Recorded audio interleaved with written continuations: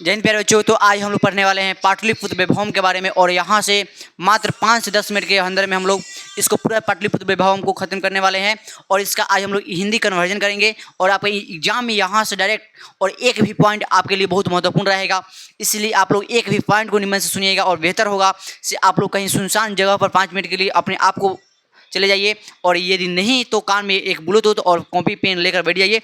जो भी हमने बात बोलेंगे उसको आप लोगों को नोट करना है, कारण कि यहाँ पर आपका 5 से 10 मिनट का जो ये वीडियो है आपको लमसम 5+ संस्कृत में नंबर बढ़ा सकता है ना प्रत्येक, क्योंकि यहाँ से मात्र आपका 14 ही लेसन है, जिसमें अभी हमने दूसरे आपको लेसन पढ़ा रहे हैं, और यहाँ से आपका प्रत्येक लेसन 4 से 5 अंक के लिए तयन है। चलिए तो हम लोग इसको स्टार्ट करते हैं। देखिए यहाँ पे हेडिंग हमने मारे हैं पाटलिपुत्र वैभवम। तो सबसे पहले हम लोग जानेंगे अभी पाटलिपुत्र वैभवम होता क्या है। तो देखिए पाटलिपुत्र यहाँ तक आपका पटना के नाम हो गया है ना। मैंने पहले समय में पटना को हम लोग क्या बोलते थे, पाटलिपुत्र बोलते थे। और वैभवम का अर्थ यहाँ पर शोभा होता है।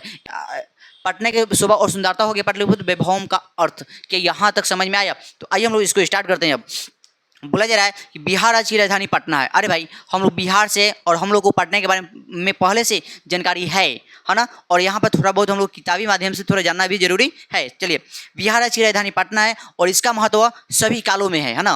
क्या पटना का महत्व अभी से है? नहीं जी, पटना का महत्व सभी कालों में है ना। और बोला जा रहा है इसका इतिहास 250 वर्ष पुराना है। पटना का इतिहास कितना वर्ष पुराना है? 250 वर्ष पुराना है। और यहाँ पर यानी पाटलिपुत्र में, पटना में धार्मिक क्षेत्र, राजनीतिक क्षेत्र, उद्योग क्षेत्र विशेष रूप से ध्यान आकर्षक है। बोलिए, पटना में विशेष रूप से ध्यान आकर्षक माने ध्यान को केंद्रित करने वाला क्या क्या जगह है? तो आप लोग बोलिएगा कि वहाँ पर धार्मिक क्षेत्र, राजनीतिक क्षेत्र और उद्योग क्षेत्र है ना। और यहाँ पर यानी कहाँ पर? पटना में विदेशी यात्री मेगास्थनीज हुएन फयानसंग इति सिंह प्रभुतिया आए, और उन्होंने लोगों ने अपने आत्मकथा में पटना के बारे में वर्णन किए है ना। अब सुनिए, सभी बातों को गौर से सुनना है और प्रयास करें। तो जो भी हमारे बात को बोल रहे हैं आप लोग कहीं कॉपी बैठ के लिख लीजिए है ना। ये बात आपको मजाक वाली नहीं है, और यहाँ से जो भी हमने बात बोले यहाँ समझिएगा आपका एक ऑब्जेक्टिव क्वेश्चन ही चल रहा है, ठीक है। अब सुनिएगा, बोले पटना में विदेशी यात्री कौन कौन आए थे? पटना में विदेशी यात्री मेगास्थनीज फयान हुएनसंग और इति सिंह प्रभुति आए थे है ना। और उस सभी लोगों ने पटना के बारे में अपने आत्मकथा में लिखे हैं। अब सुनिए, और इस पार्ट में हम लोग जानने वाले हैं पटना के सामान्य परिचय के बारे में सुनेंगे। अब सुनिए, बोला जा रहा है कि पाटलिपुत्र यानी पटना पहले एक छोटा सा ग्राम था। क्या था? पहले पटना एक छोटा सा गांव था, और वह गंगा नदी के किनारे बसा हुआ था। बताओ, पटना जो थी शहर है वो किस नदी के किनारे बसा हुआ है? तो आप लोग बोलिएगा गंगा। और बताइए पटना में जो गंगा है वो किस दिशा की ओर बहती है? तो उत्तर दिशा की ओर। बताइए, क्वेश्चन पूछा हुआ है, बताइए पटना में जो गंगा नदी है वो किस दिशा की ओर बहती है? तो उत्तर दिशा की ओर है ना। और यहाँ पर दामोदर गुप्त ने एक अपने काव्य में लिख रहे हैं कुटनीम ताखे नामक ग्रंथ। दामोदर गुप्त क्या बोल रहे हैं? कुटनीम ताखे नामक ग्रंथ में एक बात बोल रहे हैं, आप लोग इसको थोड़ा गौर से सुनिएगा। क्या बोले? दामोदर गुप्त ने कुटनीम ताखे नामक ग्रंथ में एक बात बोल रहा है जो अभी हम बोलने जा रहे हैं है ना। और ये बात को कहीं संस्कृत में पूछा जा भी सकता है।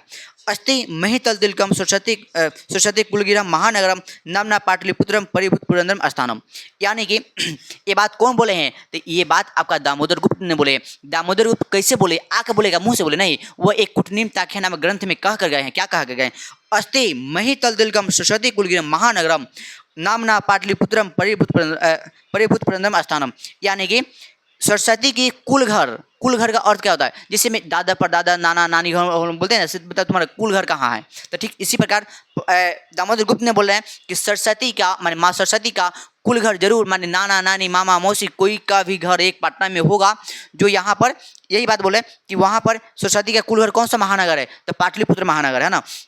बताइए, परिभूत पुरंदरम स्थानम की संज्ञा किस महानगर को दिया गया है? तो पाटलिपुत्र को। अब बताओ, परिभूत पुरंदरम स्थान का अर्थ क्या होता है? माने इंद्र के शोभा से भी अच्छा, सुशोभित हो है ना। तो बताइए, अस्ति महितल तिलकम सरस्वती कुलगिरम महानगरम, ये बात किस पाठ में कहा गया है? तो पाटलिपुत्र वैभवम में कहा गया है। और ये बात कौन बोले हैं? तो ये बात आपका दामोदर गुप्त ने बोले हैं। और ये बात कहाँ बोले हैं? किस काव्य में बोले? तो कुटनीम ताखे नामक ग्रंथ में बोले। चलिए आगे नंबर, इतिहास में सुना जाता है कि इतिहास में सुना जाता है कि पाटली ग्राम भगवान बुद्ध के समय स्थित था। बताओ भगवान बुद्ध के समय पटना का नाम क्या था? तो पाटलीग्राम था। बताओ पाटलीग्राम किसके समय में नाम था? तो भगवान बुद्ध के समय, है ना। और ये गंगा के किनारे बसा हुआ था। जिस समय भगवान बुद्ध ने आए थे उस समय पटना एक छोटा सा गांव था। क्या था? एक छोटा सा गांव था और वहां पर एक बसा हुआ शहर था। तो उन्होंने बहुत बार आए और वो भविष्यवाणी कर गए हैं से ये जो पटना है एक समय ऐसा आएगा जो बहुत महानगर बनेगा। क्या बनेगा? महानगर बनेगा। किंतु यहाँ के लोग अग्नि, कलह और बाढ़ से हमेशा हमेशा भयभीत रहेंगे। बताओ भगवान बुद्ध ने पटना के बारे में क्या बोले हैं? तो भगवान बुद्ध ने पटना के बारे में यही बोले हैं कि यहाँ पर ये जो नगर है महानगर बनेगा। जिस समय भगवान बुद्ध पटना में आए थे उस समय वो नगर कैसा था? तो छोटा था। लेकिन वो क्या कह कर गए हैं? वो बात यही कह कर गए हैं कि जो पाटलिपुत्र महानगर है, ये जो नगर है ये बहुत महानगर बनेगा भविष्य में। लेकिन यहाँ के लोग हैं हमेशा अग्नि, कलह और जल से भयभीत रहेंगे, है ना। अब सुनिएगा, इसके बाद में समय बीता गया और पाटलीग्राम ही आगे चलकर पाटलिपुत्र बना। बताए पाटलीग्राम से पटना का नाम क्या पड़ रहा है? तो पाटलिपुत्र बन रहा है ना।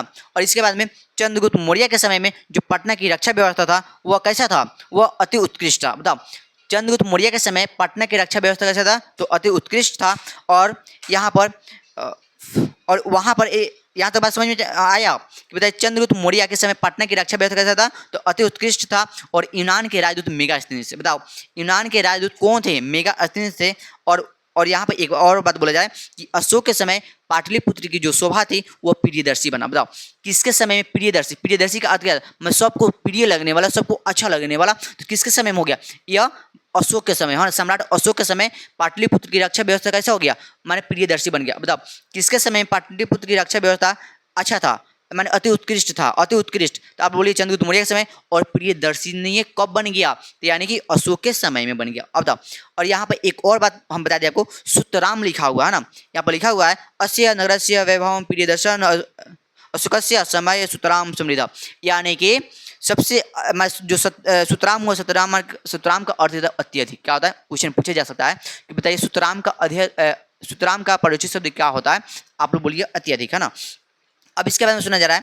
अब सुनिएगा, राजशेखर ने बता रहे हैं ये बात को, बोले हैं कि स्व काव्य मीमांसा नामक ग्रंथ में वो बोले हैं कि यहाँ पर यानी पाटलिपुत्र में अनेकों संस्कृत विद्वान बने हैं। अनेकों मैंने पढ़ लिख मैंने लोगों मैंने बहुत अच्छे काम किए। जैसे में यहाँ पर पाणिनि, पिंगल, व्याघ्र, रुचि, पतंजलि, इन लोगों ने पढ़े और यहाँ पर शिक्षा ग्रहण की और यहाँ की शिक्षा को बहुत आगे अग्रसर बढ़ाए हैं। ठीक है, कुछ प्राचीन ग्रंथों और पुराणों में पाटलिपुत्र के नाम के अंतर किया गया, मैंने यहाँ कुछ नाम दिया गया है। वो क्या है? पुष्पपुरम और कुसुमपुरम, है ना। बताओ प्राचीन संस्कृत ग्रंथों और पुराणों में पटना का नाम क्या क्या बताया गया? तो पुष्पपुरम और कुसुमपुरम बताया गया, है ना। और यहाँ पर इसीलिए ये देखिए पुष्प का अर्थ भी फूल होता है और कुसुम का अर्थ भी क्या होता है? फूल ही होता है ना। यानी बताए पुष्पपुरम और कुसुमपुरम ये किसका नाम है? तो आप लोग बोलिएगा ये पटना का ही नाम है। और ये बात कहाँ लिखा हुआ है? तो यानी प्राचीन ग्रंथों और पुराणों में ये बात लिखा हुआ है। और यहाँ पर बोला जा रहा है कि इसलिए इसका नाम पुष्पपुरम और कुसुमपुरम रखा गया क्योंकि पटना के इर्द गिर्द में माने नगर में माने निकट में वहाँ पर फूलों की खेती जो है अधिक मात्रा में होता था। तो पटना के आसपास में किस चीज़ की खेती बहुत अधिक मात्रा में होता था? तो फूलों की खेती अधिक मात्रा में होता था। और यहाँ पर एक बात लिखा हुआ है, अब सुनिएगा थोड़ा निमन से। शरद काल में यहाँ पर एक महोत्सव मनाया जाता था। कौमुदी महोत्सव गुप्त वंश शासन काल में मनाया जाता था ना। बताइए गुप्त वंश शासन काल में कौन सा महोत्सव मनाया जाता था? तो कौमुदी महोत्सव। और वो कब मनाया जाता था? तो शरद काल में मनाया जाता था, जिसकी तुलना अभी दुर्गा पूजा से किया जाता है। बताओ कौमुदी महोत्सव की तुलना किस पर्व से किया जाता है? तो अभी दुर्गा पूजा से किया जाता है। अब सुनिए, इसी प्रकार समय बीता गया और अब आ गया मध्यकाल, है ना। पाटलिपुत्र के इतिहास में अभी हम लोग हैं और यहाँ पर अब कौन सा काल आ गया? मध्यकाल। और पाटलिपुत्र धीरे धीरे बदलकर मध्यकाल में क्या हो गया? इसका नाम पटना आ गया। बताओ पटना का नाम पटना किस काल में पड़ रहा है? तो मध्यकाल में पड़ रहा है। और यहाँ पर बोला है कि 1000 वर्ष तक पटना का थोड़ा भी विकास नहीं आया। यानी समझिए कि बाढ़ आया और पटना जा गया, चोर आया चोरी करके ले गया, है ना। आग आया और सब कुछ जो भी सामग्री था वो सब कुछ जल गया। बताओ पटना कितने वर्ष तक पूरा जीर्ण छिन्न रह गया, मतलब कुछ भी विकास नहीं हुआ। लेकिन 1000 वर्ष तक लगता है पटना का विकास थोड़ा भी नहीं हुआ। बताओ अब इसके बाद में हम लोग आगे जानेंगे। और मुगल वंश के शासनकाल में समृद्ध हो जाता। और यहाँ पर मुगल वंश के शासनकाल में इसका क्या हुआ? बहुत समृद्ध हुआ। ठीक है, समृद्ध हुआ। लेकिन सबसे अधिक जो बात है, सबसे अधिक जो हुआ विकास तो अंग्रेजों के शासनकाल में हुआ। बताओ पटना का सबसे अधिक विकास किसके शासनकाल में हुआ? तो अंग्रेज यानी आंग्ल शासनकाल में हुआ था, है ना। और यहाँ पर बोला जा रहा है, यहाँ पर पटना की जो नगर देवी है, पालिका देवी है, वो पटन देवी को पूजते हैं। बताओ पटना में किस देवी की पूजा की जाती है? तो यानी पटन देवी की। क्वेश्चन आएगा, बताओ पटना की नगर पालिका देवी कौन है? तो पटन देवी है ना। अब इसके बाद में बताया जा रहा है कि कि पटना जो नगर है यह धीरे धीरे विशाल विशाल बन गया और यह बिहार राज्य की राजधानी है। ठीक है, और इसके बाद में यह जो है गंगा नदी के किनारे बसा हुआ शहर है। गंगा नदी के ऊपर में जो सेतु का निर्माण किया गया है वह गांधी सेतु है, जो एशिया का सबसे ये बड़ा सेतु है ना। अब इसके बाद में बताया जा रहा है कि यहाँ पर बहुत से, और पटना में धीरे धीरे विकास हो रहा है और इस नगर में, और यहाँ पर जो है यानी कि इस नगर के उत्कृष्ट माने आसपास में संग्रहालय, उच्च न्यायालय, सचिवालय, गोलघर, तारामंडल, जैविक उद्यान, मौर्य काल में बहुत से ऐसे चीज़ को देखने को मिल रहे हैं, है ना।